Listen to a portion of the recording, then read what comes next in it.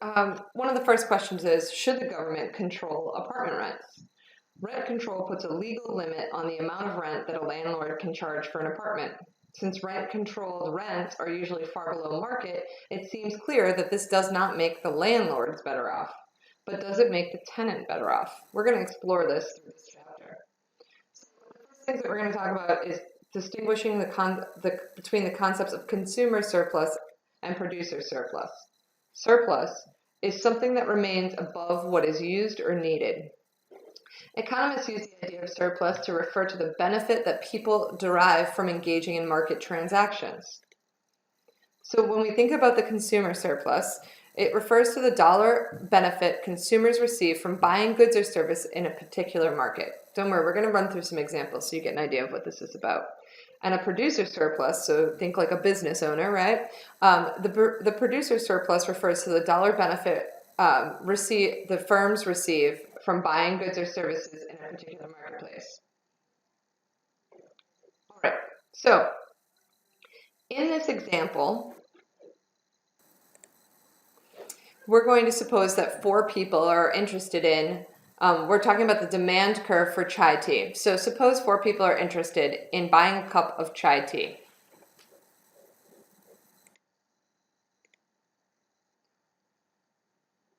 We can characterize them by the highest price they're willing to pay. So the marginal benefit is the additional benefit to a consumer from consuming one more good or service. So remember that. And the way we calculate the consumer surplus is we're going to figure out some people are willing to pay more or a higher price for this tea than other people are willing to pay. So in this marketplace, we have Teresa. She is willing to pay $6. We have Tom. He's willing to pay $5. We have Terry. She's willing to pay $4. And then we have Tim. He's willing to pay the highest price of $3 for chai tea. So in this example, we will sell no chai teas if we price it higher than $6 because only Teresa is willing to pay $6. That's the highest price. Of course, Teresa would like to pay $2, right? Because then she has a surplus. At $6, only 1 cup would be sold. So this is the demand curve for this. Now we talk about how much benefit do the potential tea consumers derive from this market? Well, that depends on the price. If the price is low, many of the consumers derive a benefit. If the price is high, few, if any, will derive a benefit. So let's assume the market price for chai tea is $3.50. Now, we know that one person will not buy this. He was only willing to pay $3. So his highest price is $3, so he will not buy the tea. So we're going to sell 3 cups of tea if the price is $3.50. Of course, Teresa is going to have the largest benefit. She's willing to pay $6. She got the cup for $3.50, so she derived a benefit of $2.50. Area A represents this net benefit, Teresa's consumer surplus in chai tea, $2.50. Now, Tom and Terry also obtain a surplus equal to $1.50 for Tom and 50 cents for Terry. The sum of the areas of rectangles is called the consumer surplus. The area can be described as the area below the demand curve, the amount of above the price that consumers pay. If the price falls to $3, Teresa, Tom, and Terry each will gain an additional benefit of 50 cents because they just paid $3.50. Now they gain an additional benefit of 50 cents, right? And Tim will have no benefit. He'll be indifferent to buying the tea because it's at his price. So he would buy it at that price, but he's indifferent about it. The overall consumer surplus remains the area above the demand curve, the area below the demand curve above the price. So this is the demand curve is a star, and above the price, right? So total consumer surplus in the market for chai tea. So the market for chai tea is larger than just those 4 consumers, of course. With many consumers, the market demand looks normal, not a step curve. Those are just 4 people. It looks like a normal straight line. So remember, this is quantity demanded, cups per day, and this is price, dollars per cup. Consumer surplus is in this market is defined the same way. The area below the demand curve, so inside here, but above the price. So at $2, there's 15,000 cups per day demanded. This is demand. This is the consumer surplus in here.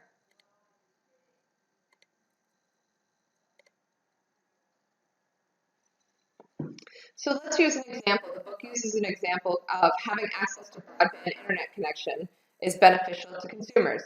We can measure just how beneficial this is by estimating the consumer surplus derived in the market. What do we need to know in order to do this? We need to know the demand curve for broadband internet service and the actual price of broadband internet service. So at $73.89, this is 2006. Internet service was $36. I'm not sure where internet service was $36. I don't ever remember those days. This is the demand curve, so the quantity of subscribers per month and the price. Economists Shane Greenstein and Ryan McDevitt estimated the demand curve for broadband internet service, shown on the right. So they said 47 million subscribers per month. The price was actually $36. So here it is on the demand curve. Here it is meeting that, and all of this is the consumer surplus from the broadband internet, CS. It equals the 47 minus 0 times 73 minus 36, or $890.4 million of consumer surplus per month. Let's move on to what we call producer surplus. Producer surplus can be thought of in much of the same way as consumer surplus. It is the difference between the lowest price the firm would be willing to accept for a good or service and the price it actually receives. What is the lowest price a firm would accept for a good or service? The marginal cost of producing that good or service.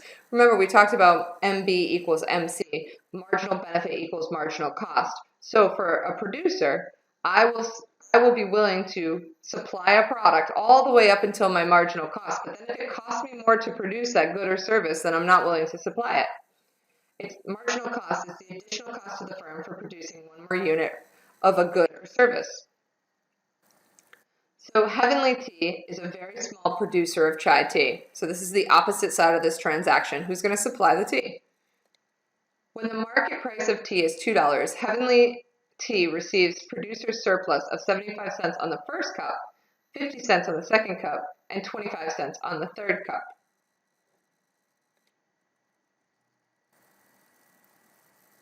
The total amount of producer surplus tea sellers receive from selling chai tea can be calculated by adding up the entire market, adding up for the entire market the producer surplus received on each cup sold, or the upside of this triangle, right, above the supply line, all the way to the price. Total producer surplus is equal to the area above the supply curve but below the market price of $2. Consumer surplus measures the net benefit to the consumer participating in the market rather than the total benefit. Consumer surplus in a market is equal to the total benefit received by consumers minus the total amount they must pay to buy the good or service. Similarly, producer surplus measures the net benefit received by the producer in the marketplace. Producer surplus in a market is equal to the total amount the firms receive from the customer minus the cost of producing the good. So we want to understand the efficiencies of competitive markets. How much output is efficient?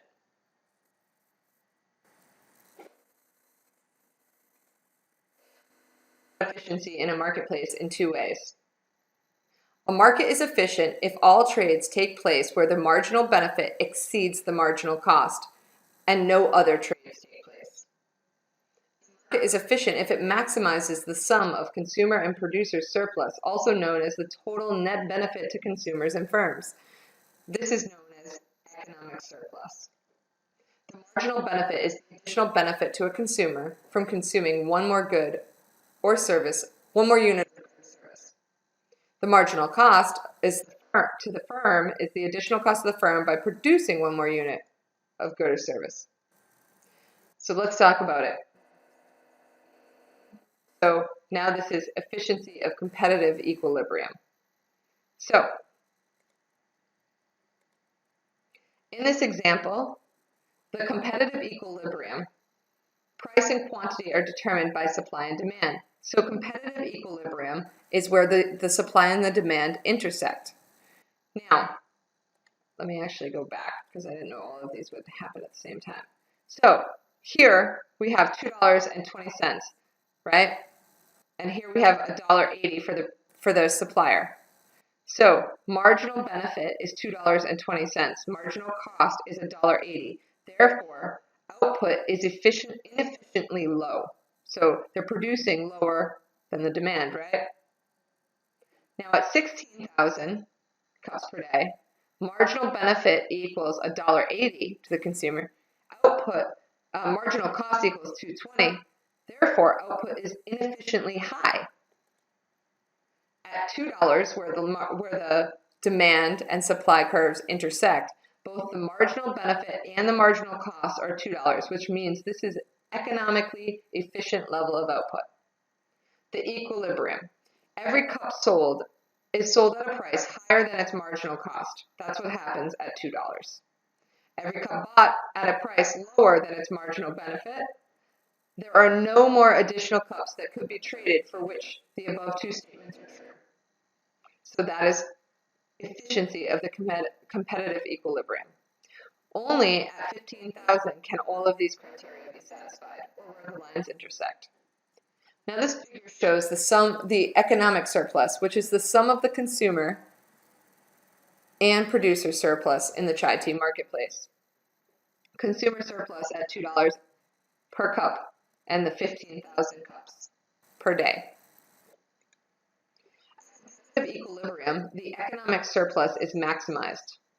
Our two concepts of economic efficiency are identical. Economic surplus if the market is not in equilibrium. So when the price of chai tea is $2.20 instead of $2, a consumer surplus declines from an amount equal to the sum of areas A and B and C, right here, A, B, and C, above the $2 price, right? Producer surplus increases from the sum of areas D and E to the sum of areas B and D. Economic surplus decreases by the sum of C and E. So here's a better chart. This is much easier to understand. So at competitive equilibrium, consumer surplus is A, B, and C. At 220, it's just A. At competitive equilibrium, the producer surplus is D and E, right here, right? Underneath the line. But producer surplus at 220 is B and D. And dead weight. So we're going to talk about what dead weight is. Dead weight loss is the reduction in economic surplus resulting from a market not being at competitive equilibrium. It's recognized in yellow. Loss can be thought of as the amount of inefficiency in the market. In competitive equilibrium, dead weight loss equals 0. So we get rid of this dead weight loss at competitive equilibrium. We'll talk about why this is actually important to you and to the economic impact as we move through the class. So let's talk about price ceilings and floors. One option a government has for affecting the market is the imposition of a price ceiling or floor. A price ceiling is a legally determined maximum price the seller can charge. This is rent control. A price ceiling. A price floor is a legally determined minimum price that the seller may receive. So this happened in the book. It talks about farming and the farming industry, and this has happened a lot. So they set a floor price. So price ceilings and floors in the U.S. are uncommon, but include minimum wage, right? So that's a legal minimum price. That's a price floor. Rent controls. That's a price ceiling. Agricultural price controls. So these are things that they have done in the past.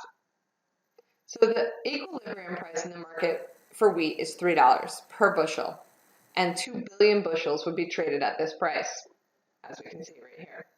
If wheat farmers convince the government to impose a price of $3.50, the quantity traded falls to 1.8, or right here. So the point shifts from here to here at $3.50. Area A is the surplus transferred from consumers to producers. So this was a consumer surplus, but now it's gone to producers because they've convinced the government to move up to a price floor. Area B and C is economic surplus is reduced by B and C, which is called deadweight loss. Unfortunately, this situation might be even worse. If farmers don't realize they will not be able to sell all of their wheat, they will produce 2.2 billion bushels. Because remember, the supply curve, the higher price I can charge, the more I'm willing to produce. So I'm not going to produce 2 million or 1.8. Here, I would have produced at $3.50, 2.2 bushels. This will result in a surplus or excess supply of 400 million bushels of wheat. If this was a free market, then technically what would have happened is we would have reduced the cost, but because of the price floor, we can't. So let's talk about minimum wage.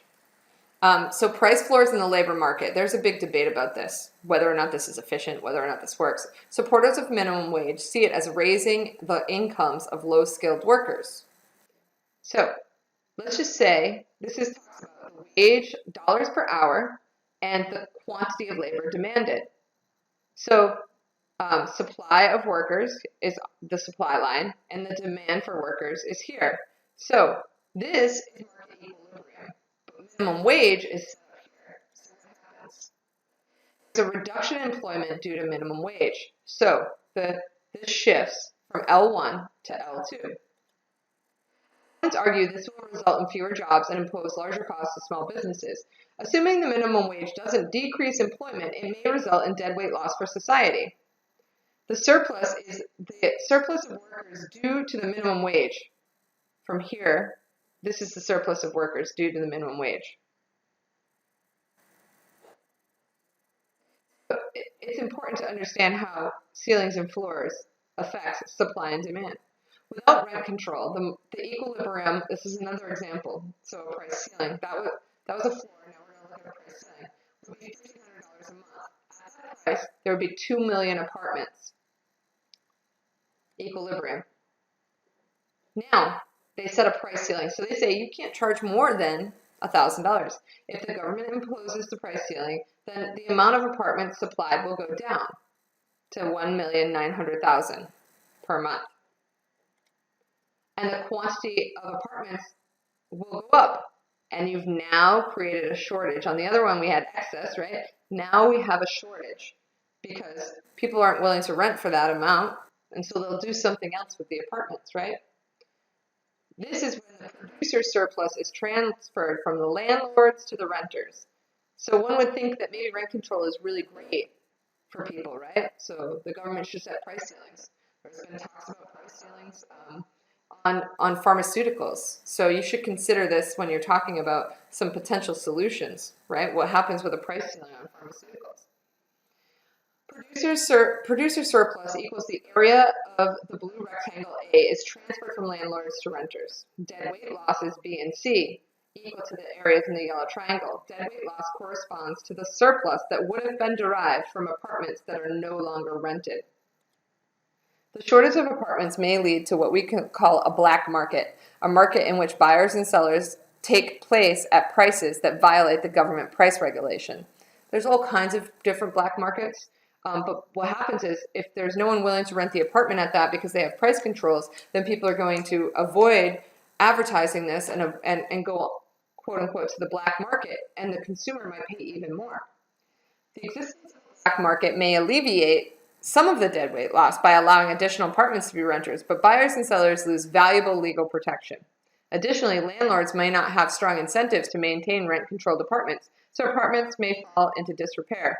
Over time, landlords may even abandon some apartment buildings. It is clear when a government imposes price controls, some people are made better off, some people are made worse off, and the economic the economy generally suffers as deadweight loss generally occurs. Economists seldom recommend price controls, with the possible exception of minimum wage laws. Why minimum wage laws, one might ask themselves. Price controls must be justified if there are strong equity effects to override the efficiency loss. The people benefiting from the minimum wage laws are generally poor people. So let's talk about the economic impact of taxes. Taxes are the most important method by which the government funds their activities. We will concentrate on a per unit taxes. Taxes assessed are as a particular dollar amount on the sale of a good or service, as opposed to a percentage tax. For example, the federal government imposes 18.4 cents tax in 2012 on every gallon of gasoline.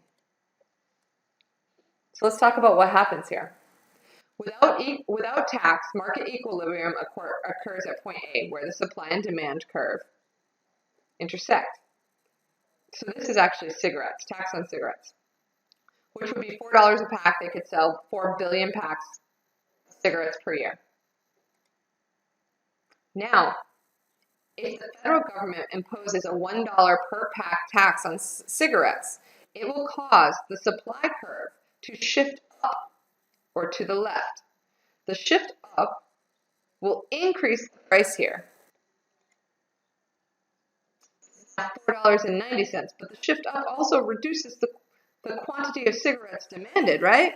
The new equilibrium occurs at point B.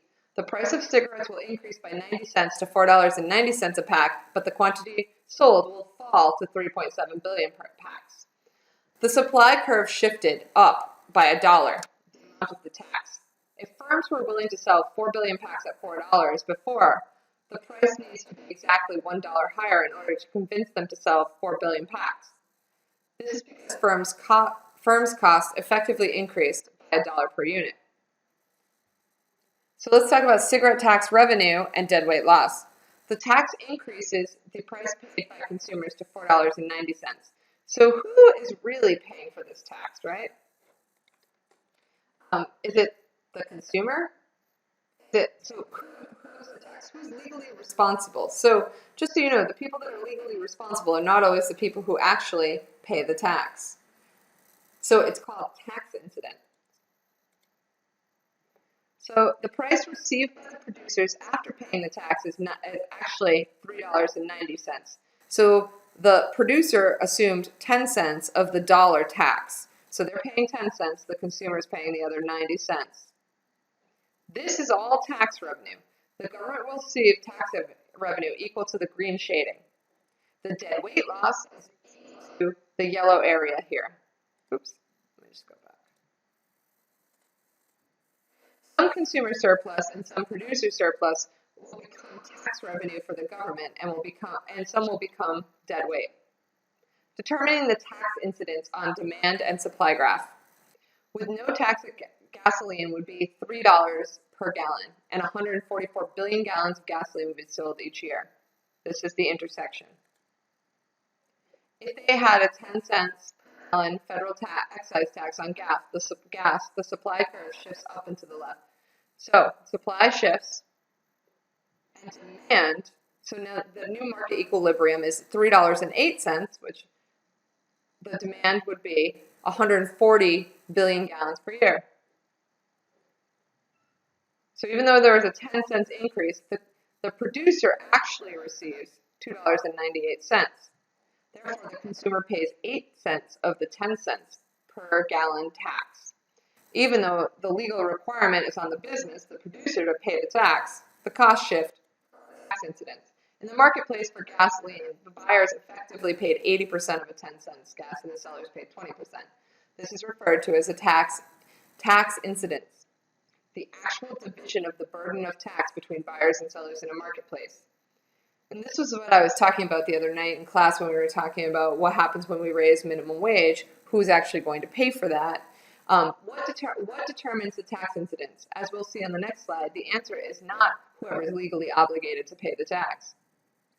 What if buyers were legally obligated to pay the tax? Gasoline tax, a 10 cents tax. So now we're not shifting the supply curve, we're shifting the demand curve. But 10 cents tax means we're shifting the demand curve. So now the demand went down, right? The same result we saw when the producer is responsible for paying the tax. It doesn't matter who's legally obligated to pay the tax. The same thing happens with the supply and demand curves. We end up with the same result. The incidence of the tax is determined by the relative demand and supply curves. A steep demand curve means that buyers do not change how much they buy when the price changes. This results in them taking much of the tax burden. If the demand curve was shallower, buyers would change how much they bought a lot in response to the price change. Then they could not be forced to accept as much of the tax burden. Again, it depends on the product, the marketplace that we're in. A similar analysis applies for the seller. So the burden of Social Security tax, is it really shared equally between the workers and the firms? The Federal Insurance Contribution Act, or FICA, when you see this on your pay, is a 15.3% tax on wages and funds Social Security and Medicare. By law, employers pay 7.65%, as do workers. Who really ends up with most of this tax burden? Who do you think? The answer depends on who is less sensitive to the changes in wages: employers, buyers of labor, or workers, sellers of labor. That workers are relatively insensitive to their wages. That is, they don't change their hours of work decision much when their wages change. So workers end up with most of this tax burden. So we're going to show you this with a supply and demand curve, right? So $1 Social Security tax shifts the demand curve down, right? The panel illustrates what would happen with an imaginary dollar per hour Social Security tax. So what happens there? It shifts it down. So the cost was $10. So it was $9 goes to $10.05. And the demand of labor with the tax goes down to $9.05. Whether firms or workers have the legal obligation to pay the tax, workers end up paying most of the tax. And I'm pretty sure we could take anything, not Social Security, but almost anything in the marketplace. So some common misconceptions to avoid. Scarcity and shortage both have technical meanings. There is no shortage of most scarce goods. Price ceilings are only effective if they are placed below equilibrium. Similarly, price floors are only effective when they are placed above the equilibrium price. When showing a tax, if sellers are legally obligated to pay the tax, move the supply curve up by the amount of the tax. If the buyers are obligated to pay the tax, move the demand curve down by the amount of the tax. I think what the point you get from this is that by the government regulating the marketplace, it doesn't actually necessarily produce the effect that they're looking for.